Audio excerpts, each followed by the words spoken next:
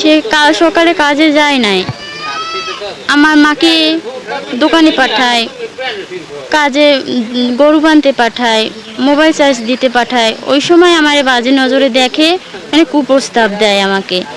তারপর আমাকে অনেক লালসা দেখায়, এটা দেবো ওটা দেবো, মা তুই আমার কথা শুনলে আমি তোকে সব দেব। এই সমস্ত মানুষ দেখলে শয়তানও ভয় পা। কেন জানেন? কারণ শয়তানের চাইতেও বড় শয়তান হচ্ছে এরা। শয়তান কিন্তু এদের পিছনে লাগতে হয় না, কারণ শয়তানের চাইতেও বড় শয়তানি করে ওরা। এই যে এই বোনটির কথাগুলা আপনারা অল্প একটু শুনেছেন, সম্পূর্ণ কথাগুলা আমি আপনাদের মাঝে তুলে ধরছি।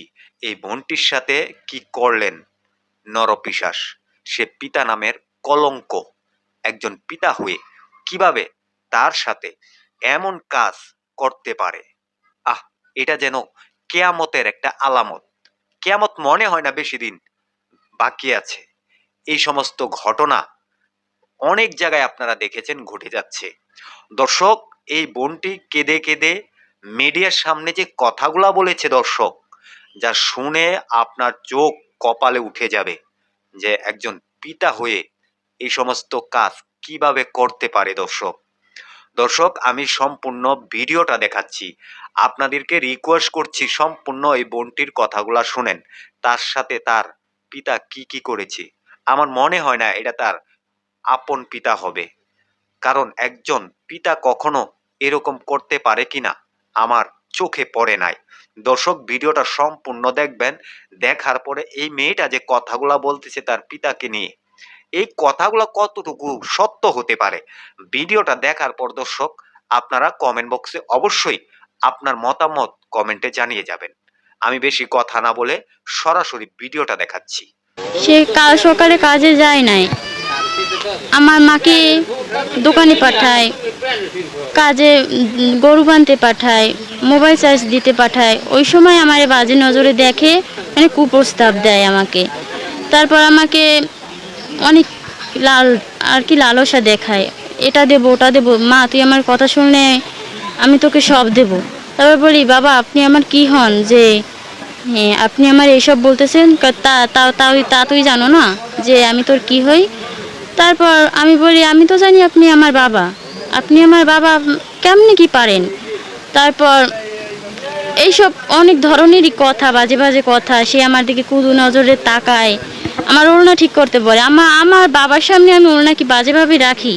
তারপর আমার এসে ওইরকম বলে। তারপর দুপুরে ভাত খাইছি, ভাত খেয়ে আমি একটু রেস্টে ছিলাম, শুয়েছি পর আমার মাকে ফোন চার্জ দিয়েছে, সেই আনতে পাঠায়, মানে চার্জ হয় কি না তা দেখতে পাঠায়। তারপর আমি শুয়ে রয়েছি, সেখানে যায়, তারপর আমার বাতাস করে, তারপর আমাকে জড়িয়ে ধরে আমার বুকে হাত দিতে চাই, বুকে হাত দিয়ে ফেলছে পর আমি সে সময় চিৎকার মারি নাই, আমি তাড়াতাড়ি তারে ছাড়াই আমি বাইরে নামছি, বাইরে নামে আমি কান্দি বৈশা।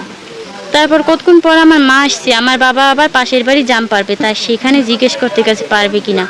তারপর মা আসতে বলি, আমি মা তুমি আমাকে রেখে কোথায় গেছিলা? মা বলে যে আমি তোকে তো উঠাইয়ে গেছি ঘুম থেকে, তুই উঠোস নাই কি লেগিয়া? বলি, মা আমি ঘুমাই গেছিলাম, তুমি আমার ছেড়ে কোথাও যাইও না দূরে মা, আজকে বিকেলে ওর মতলব ভালো না মা, তুমি থাইকো আমার পাশে। তারপর পরে আসলাম, তারপর আমার আব্বু এসে বলে কি তুই পান আনতে যাই গা, আসরে এসে দিলে তো আবার চলে যাইবে। তারপর এই ঘটনাটা 3:30টার সময় হয়। তারপর আমার মাকে তো আমি শিখাই দিছি যে তুমি কোথাও যাবে না, মা দূরে যায় এখানে বসে থাকে। তারপর সে আমার মার পিছে যায়, তারপর দেখে যে মা গেছে। তারপর সে আবার ব্যাগ করে আবার ঘরে আসে, এসে বলে আমাকে একটা ব্যাগ দে। তারপর বলি, বাবা ব্যাগ ওখানে রাখা আছে। তারপর আবার পরে একটা ব্যাগ দিই, বলি আমি পারবো না, যে বলছি পারবো না সে আমার পাশে বসে আমাকে বাতাস দেয়, আমার গায়ে হাত দেয়।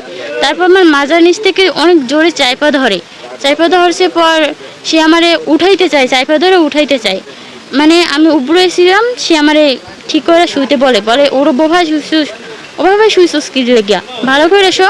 তারপর আমি জোরে চিৎকার মারি, সে আমার ছাড়ে না। তারপর আমি তাকে ধাক্কা মারা চলে যাই, আমার ওড়না সে আবার ধাক্কা মারা ঠেলে আমার ওড়না রাইখা দেয়। আমি বিনা ওড়নায় তারপর আমি পাশের ঘরের এক দাদির কাছে যাই, সেখানেই আশ্রয় নিই। আপনি কি মনে হয় সে আপনাকে ধর্ষণ চেষ্টা করতে এরকম কিছু? জি, যে চেষ্টা করছে। আপনি কি চাচ্ছেন?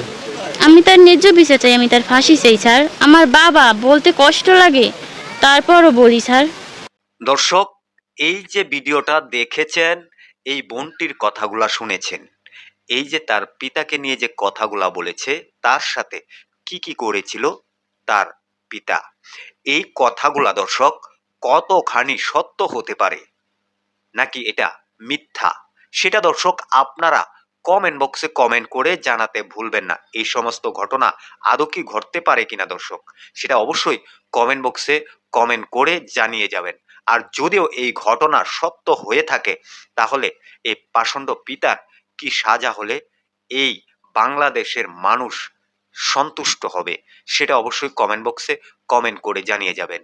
এরকম ঘটনা যদি দর্শক আপনার আশেপাশে ঘটে যায়, অবশ্যই আইনের আশ্রয় নেবেন। দর্শক, এই ভিডিও থেকে আমি বিদায় নিতে যাচ্ছি। পরবর্তী কোনো একটা ভিডিওতে আপনাদের সাথে দেখা হবে।